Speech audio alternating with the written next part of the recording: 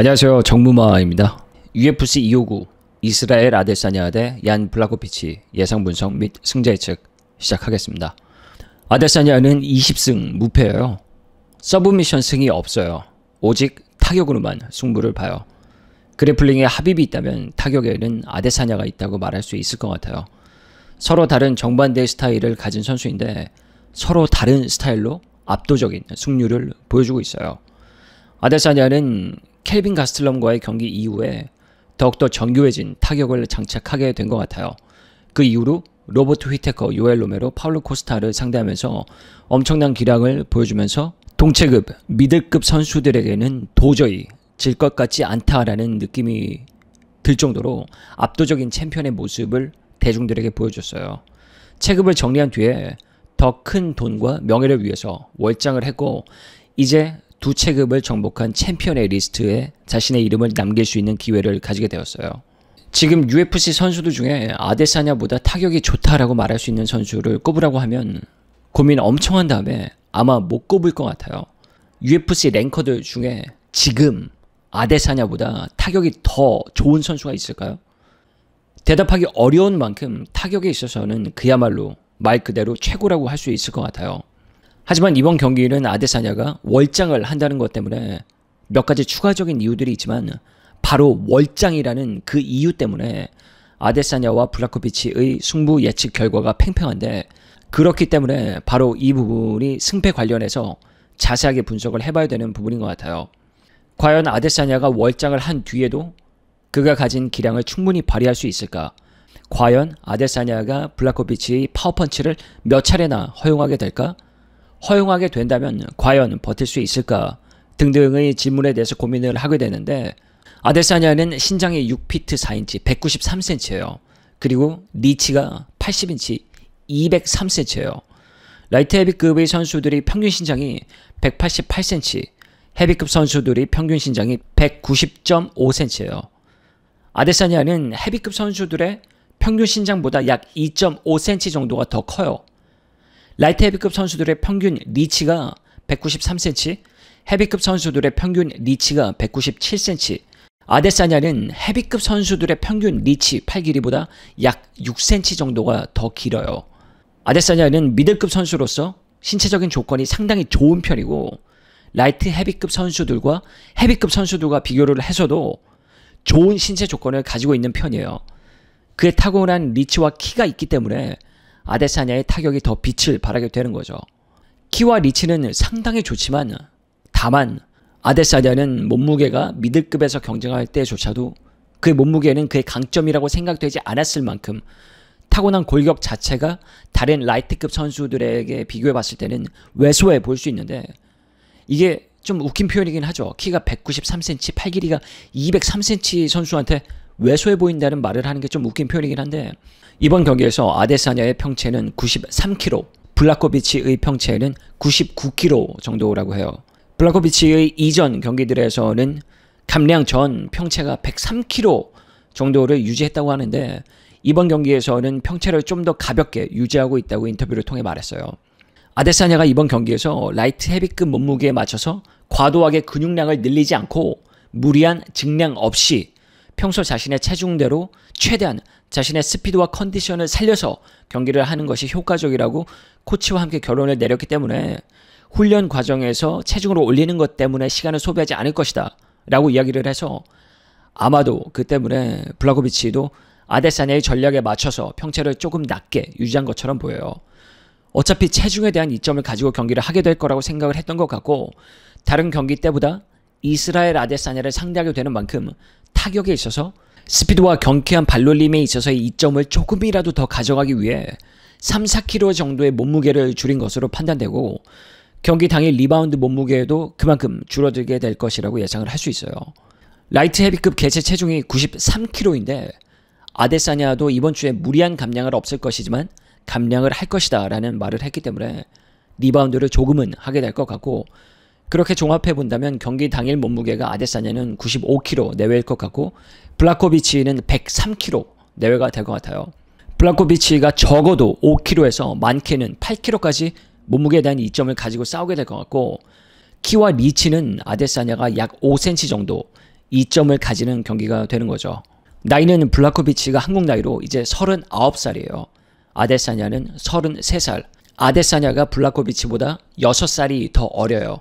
결과적으로 봤을 때 아데사냐가 이번 경기에서 6살이 더 어리고 키와 리치에 대한 이점을 가지고 있고 몸무게만 약 5에서 8kg 정도 열세 있는 상황이라고 가정한다면 한 체급 위의 선수를 상대하기 때문에 신체적으로 그만큼 큰 차이가 있을 것이다 라고까지 말하기는 좀 어렵지 않나 싶어요. 아데사냐가 블라코비치의 한방 파워를 허용한다고 해도 정타가 제대로 들어가지 않는 이상 예상 외로 꽤 많은 타격을 버틸 수 있을 것 같고, 또 리치와 신장 차이를 봤을 때 아데사냐가 최근 파울로 코스타, 요엘 로메로, 로버트 휘테커와의 경기에서 보여준 것만큼의 거리 조절 능력을 블라코비치를 통해 보여주는 것도 쉽지만은 않을 것 같아요. 얀 블라코비치의 키와 리치가 앤더슨 실바의 키와 리치와 거의 동일한데 경기장에 섰을 때 앤더슨 실바와 아데사냐 둘의 모습을 봤을 땐 그렇게 큰 차이가 나는 것처럼 보이진 않았거든요. 많은 전문가분들이 예상한 대로 타격 게임으로만 진행이 된다면 아데사냐에게 유리하게 흘러갈 확률이 훨씬 많아 보이지만 블라코비치가 파울로 코스타, 요엘 로메로, 로버트 휘테커처럼 아데사냐에게 제대로 된 타격을 넣어보지도 못하고 끝나는 그림도 쉽게 그려지지는 않아요.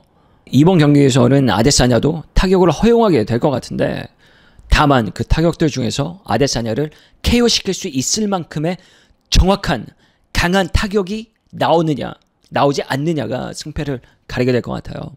그렇다면 이제 블라코비치가 아데사냐에게 KO를 시킬 수 있는 정타를 날릴 수 있느냐 없느냐를 살펴볼게요. 아데사냐는 아마추어 킥복싱 32전 32승 무패예요. 프로 킥복싱 80전 75승 5패예요. 아데사냐는 헤비급에서 경쟁을 했던 적이 있고 헤비급 선수를 상대로 훌륭한 경기력을 보여줬어요.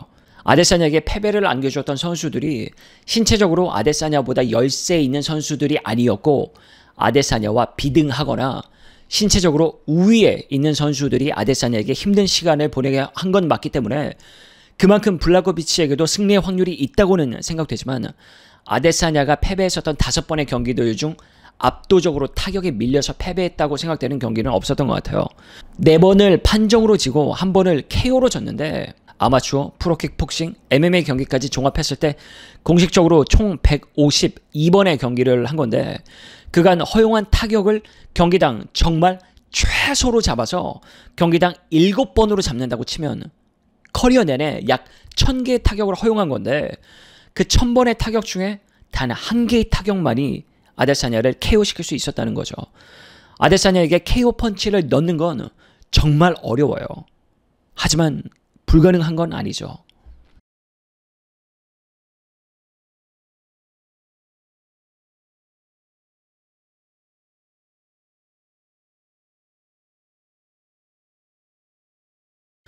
블라코비치는 UFC에서 15번을 싸워서 5번을 졌어요. 블라코비치는 보통 선수들은 기량이 하락하는 나이에 연승을 올리면서 지난 9번의 경기에서 8번을 언더독으로 싸웠는데 그 9번의 경기들 중에 8번을 승리했어요. UFC 첫 경기를 제외하고 그 후 대부분의 경기를 판정으로 승리하거나 패배해서 주목을 받지 못했었고 4연승을 거두면서 올라오고 있던 중에 티아고 산토스에게 TK로 패배를 하면서 주춤하는 듯 했으나 라이트 헤비급으로 월장하는 루크 라콜드와의 경기에서 화끈한 KO로 승리하면서 그때부터 본격적으로 대중들에게 알려지기 시작했는데 그 후에 호날두 소우자에게 스플릿 디시전 판정으로 승리하고 코리 앤더슨을 KO로 잡고 존 존스가 벨트를 내려놓으며 공석이 된 챔피언 자리를 도미닉 레예스와 경쟁하게 되면서 한국 나이로 38살에 챔피언이 됐어요. 요한나 예드제치에 이어 2번째 폴란드 챔피언이 되면서 그리고 최근 아버지가 되면서 인생의 황금기를 맞이하게 됐는데 그가 노력했던 것들을 보상이라도 받듯 챔피언이 되자마자 아데사냐라는 스타와 경기를 하게 됐어요.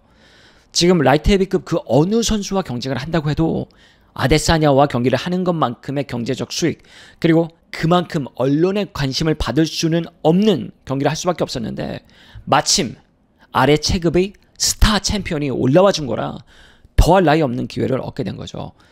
만약 블라코비치가 이 경기에서 이기게 된다면 엄청난 부와 명예를 가져갈 수 있어요. 특히 블라고비치가 최근에 보여준 도미닉 레이스와의 경기는 인상적이었죠. 살아있는 레전드 존 존스를 상대로 5라운드 경기를 펼치면서 존스가 챔피언 어드밴티지를 받지 못했다면 레이스의 승리였다고 말해도 될 것 같은 엄청난 기량을 펼쳤던 레이스였는데 한 번도 TKO, KO로 패배한 적이 없었던 레이스를 2라운드에 TKO로 잡았다는 건 그만큼 블라고비치가 훌륭한 타격 능력까지 겸비한 완성형 파이터로 성장을 했다는 걸 보여준 경기였기 때문에 이번 아데사냐와의 경기가 더 기대가 되는 것 같아요.